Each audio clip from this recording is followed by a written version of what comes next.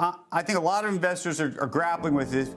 If Bitcoin is supposed to be digital gold, it should not trade like a NASDAQ stock. And again, I'm not saying rates can get back to 9%, but I think inflation can be harder to put back in the bottle.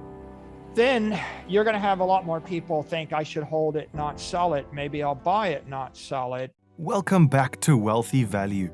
The US government has pushed a total of $9 trillion into the economy since the start of the pandemic. With tax dollars so desperately needed, the IRS is looking to crack down on cryptocurrency. But what if you could trade crypto tax-free? Here's how to do it in 60 seconds. Step 1. Open a crypto IRA account with our friends at iTrust Capital, the world's largest crypto IRA platform, with over $3.5 billion in transactions, over 1,500 positive reviews on Trustpilot, and no monthly fees. Step 2. You can transfer your existing IRA, roll over your employer plan, or make a cash contribution through ACH transfer, bank wire, or check. Step 3. Start investing. Available assets include not just Bitcoin and Ethereum, but also Cardano, Chainlink, Polkadot, and all major cryptocurrencies, as well as physical gold and silver. No taxable events mean no complex tracking needed, and security is the best in the industry. All digital assets are held in offline cold storage with the leading institutional custodians, Curve and Coinbase Custody, which are both insured and backed by the largest venture capital firms in crypto. Use our link itrust.capital/value in the description below and get $100 in Bitcoin when you open and fund your account. I don't think we're in a crypto winter. I think we're fighting through a lot of macro issues, right? Like people are uncertain about the degree and extent of regulatory intervention and what'll happen. They're uncertain about geopolitics, be it either, Russia, China policy on crypto versus, Ukraine and the like. They're uncertain about monetary policy. I think we're working through that. In the near term, you get beat up a little bit, but there are countervailing forces, and the forces that are taking the volatility away are regulatory clarity. It'll be a good thing, and every single one of these things that gets fixed will decrease. It'll decrease volatility, and it'll increase the value of the entire ecosystem. I think the first decade you saw these drawdowns of 80-85%. And I think in the last 2 years, we've seen drawdowns that are like maxed out at 50% or so. Might have been a 55 or 53% or something.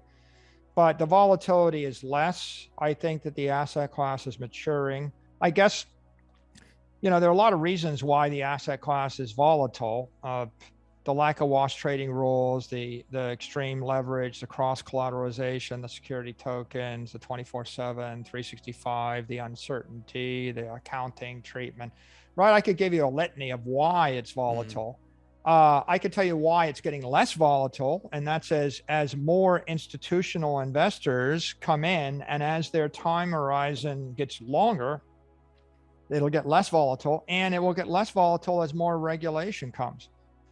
And ironically, a lot of things that people think are bad will actually be good for the asset class. If Apple stock traded down 10%, you don't sell 100 billion of it and buy it back in anticipation of tax harvesting, because you have to wait 30 days before you can buy it back.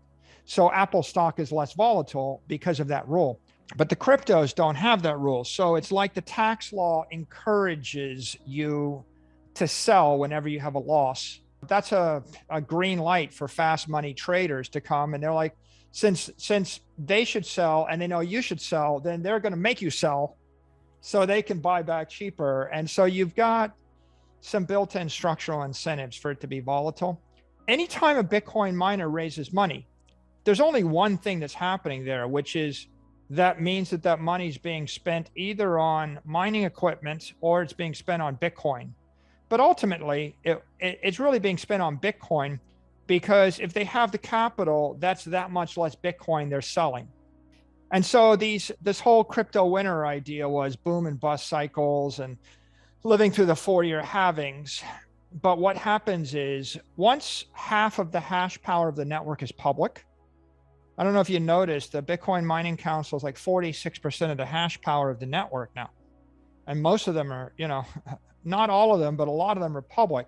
As those companies come public and they buy up the private miners and they issue equity and they issue debt, then the amount of Bitcoin they sell decreases and the stock to flow increases. And the stock to flow eventually goes to infinity. And that means the available supply, each day goes to a trickle, and that creates price pressure. So those dynamics are going to decrease volatility. If banks are able to hold Bitcoin on their balance sheet, like the big banks, they get comfortable, and FDIC guidance would be a critical catalyst there, then you're going to see a big demand. And then if you see companies like Silvergate Bank issued credit lines, if you have FDIC insured banks, they get a green light to do stable coins, a green light to get into crypto lending, then people that own Bitcoin don't have to sell the Bitcoin. If they don't sell the Bitcoin, instead of holding it for 4 years, they hold it for 8 years. If they hold it for 8 years, it's the same as the stock to flow doubling. You see? Yeah. So there are all these dynamics, like even the BlockFi settlement. Well, it's painful on one hand. On the other hand, if you have publicly traded companies, or in this case, they're not public, but if you have licensed companies in the US that are able to raise hundreds of millions or billions of dollars of capital to give you yield on your crypto, then you're going to have a lot more people think I should hold it, not sell it. Maybe I'll buy it, not sell it.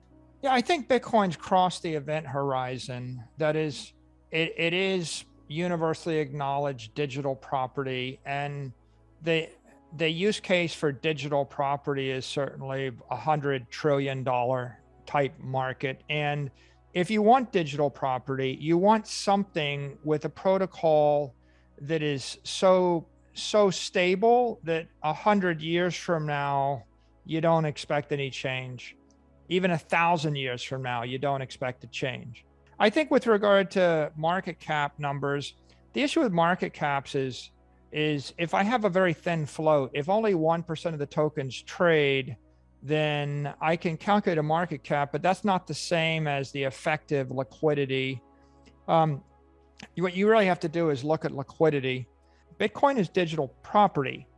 It's not digital art. It's not a digital currency. A currency needs to be a medium of exchange you can transmit without a tax obligation in a compliant fashion. Otherwise, it's not a currency.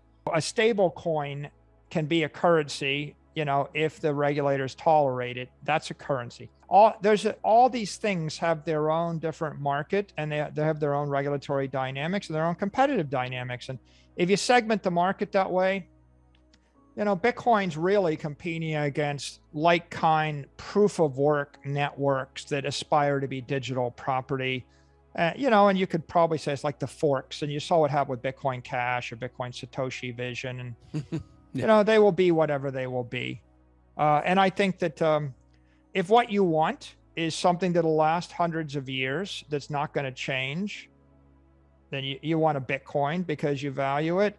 The fact that anything else launches and has a large or small market cap, or even a large or small liquidity, it's not going to change your desire any more than the fundamental point to be made with Bitcoin, especially as it pertains to MicroStrategy, is I look at it, I'm like, well, what would I trade it for that I want more in 100 years?